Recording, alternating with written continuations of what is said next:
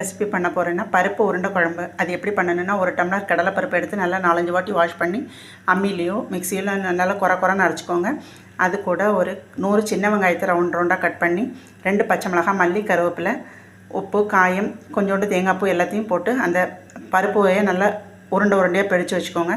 ஒரு எலுமிச்சம்பழம் சைஸ் புளியை கரைச்சி எடுத்துக்கோங்க.